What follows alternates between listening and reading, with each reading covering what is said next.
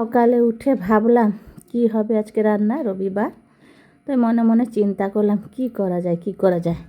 অনেক দিন আগে একটা হাঁড়ি কিনেছিলাম আর ঘরে শিমলা মির্চি লাগিয়েছি। তো একটা চিন্তা করা যায়, রবিবার। তখন আমি ওর বাবাকে বললাম যে একটা রান্না করবো, মাথায় এসছে করো। বলছে বলো। এই যে শিমলা মির্চিগুলো পেকে গেছে। তাহলে আমি বলি Shimla Mirchi mutton, handi mutton, Shimla Mirchi handi mutton. তখন বলে ভালো, বাস রেসিপিটা তো সুন্দর। বড় মেয়ে মানুষ বলো বা মা, রেসিপিটা তো সুন্দর। এই ঘরের কাছে দেখো ছোট্ট ছোট্ট লাল লাল টমেটো হয়েছে, ওইগুলোকে গোটা গোটা দেবো, মার্বেল গুটির মতো দেখতে, দেখুন কত সুন্দর লাগছে। তো যেই ভাবা সেই কাজ। তো গাছ থেকে সব তোলা হয়ে গেল। তুলে এই যে মশলা বেটে রেখেছি, যত রাত মশলা, পেঁয়াজ কুচানো, এলাচ, আদা, তেজপাতা, তারপরে টমেটো ঘরে গাছে, শিমলা মির্চি, গোটা পেঁয়াজ, রসুন বাটা, তেল, যা সব মশলা লাগে। তারপরে আমাদের হচ্ছে ওর বাবার কোলেস্ট্রল আছে বলে আমরা রিফাইন তেলে রান্না করেছি, সর্ষে তেলে দেইনি। তারপরে জাগরি পাউডার, মানে চিনিও দেয়নি যেহেতু সুগার আছে। তারপরে কি করেছি, হাঁড়িতে রান্না করব তো যাতে না তেল দিয়ে দিলে, আর উনুন মানে মাটির উনুন কিনে নিয়ে এসেছিলাম। জ্বালানি তো আমাদের ঘরে প্রচুর, জফলা ঘরে, সেই জ্বালানি টালানি নিয়ে এসে তো উনুনটাকে রেডি করেছি আগে। তারপরে আগে ওই মশলা টশলাকে রেডি করছি, যে জাগরি পাউডার দেখাচ্ছি আমি। তো মাংস তো নিয়ে এসেছি, মাংস নিয়ে এসে তাকে ধুয়ে সুন্দর করে রাখা আছে। এই যে দেখুন নতুন হাঁড়ি নিয়ে এসছি, আর উনুন, ওটাকে আবার ধরাতে হবে, নাহলে কী করে হবে। তো উনুনটা একটু ফেটে গেছে, তখন একটা স্টিলের থালা ছিল, তাকে নিয়ে এসে তার উপর বসালাম। আর ঘর থেকে জ্বালানি নিয়ে এসেছিলাম, জপলা ঘরে প্রচুর জ্বালানি নিয়ে এসে উনুনটা ধরাচ্ছি। এই যে দেখুন বসে পড়েছি আমি আর আমার বড় বেটির কীর্তি। মানুষ এপাশে সব যোগান দিচ্ছে, এই যে আটা মাখাচ্ছে, মানে হাঁড়ি মটন হবে তো ওই তার চতুর্দিকে তো এখন মানে করতে হবে, তো ঢাকা দিতে হবে যাতে না হাওয়াটা বেরিয়ে যায়।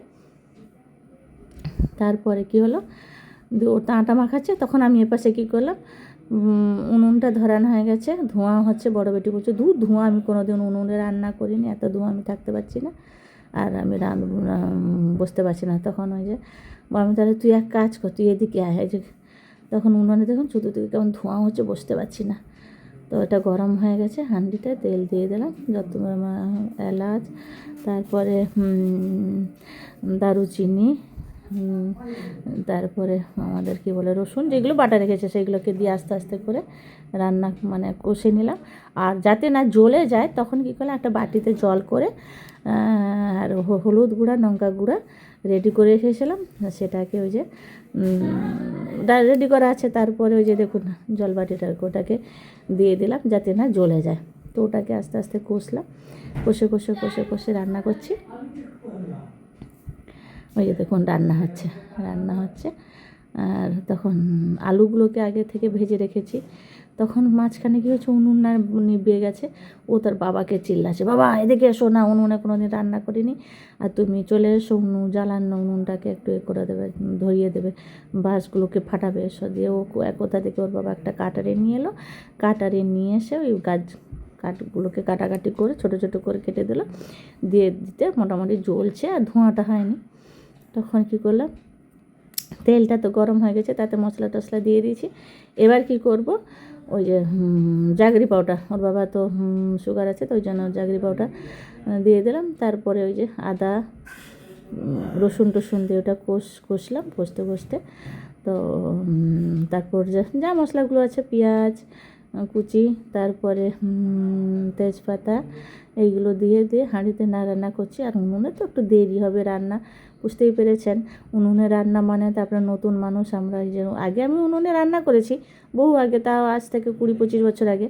এখন এই যে ঘরে একটা কিনে নিয়ে এসে, ঘরে তো আর উনুনের জায়গা নেই, সেইগুলো নিয়ে এসে রান্না করছি, বসিয়ে ওই যে করছি। আর ধোঁয়া হচ্ছে, এত ধোঁয়া লাগছে না চোখে, বুঝতে পারছে না।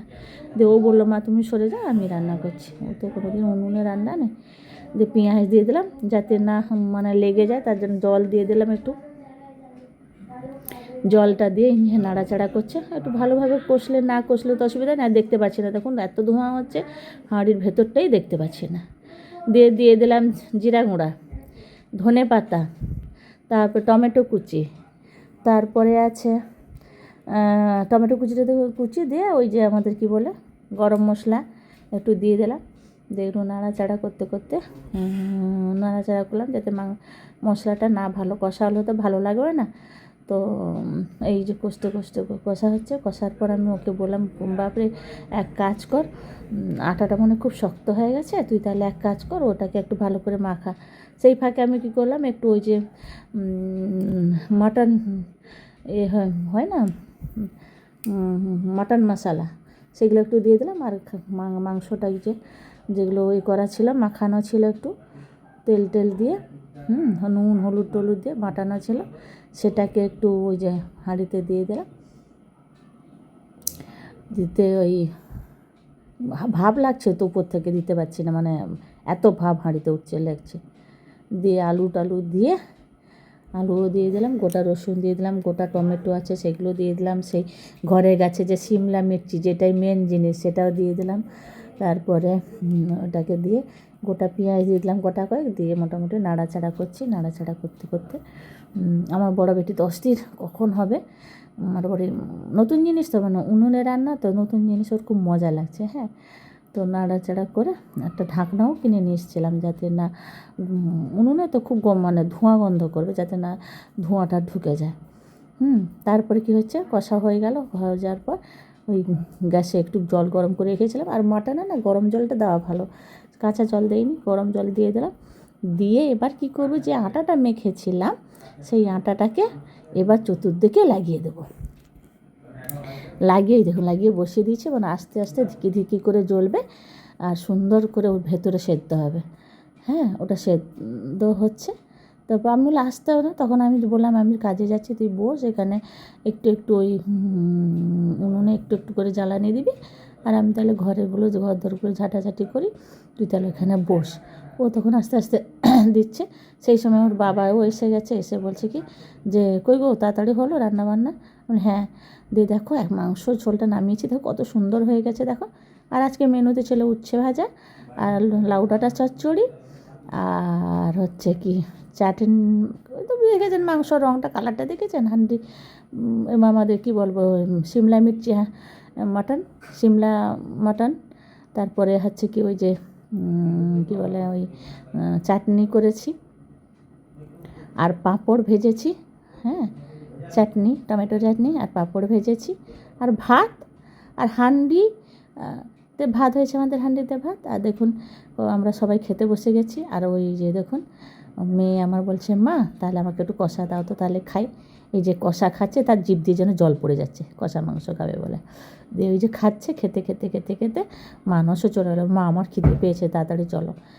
দিয়ে এইসব রেডি করে ঝাটপাট করে উঠে খেতে বসে গেলাম। বসে তারপরে ওই যে খাওয়া দাওয়া শেষ হতে তারপরে আমার যে যার কাজে বেরিয়ে যাবে। ঠিক আছে, তোমরা আমাদের ঘরে কে সিমলা মির্চি মাটন হান্ডি কে খাবে চলে এসো, এখনও আছে। টাটা, এই বলে রাখছি, পরের ব্লগে তোমাদের সঙ্গে দেখাবে। টাটা, বাই। আমার বড় বেটি খাচ্ছে।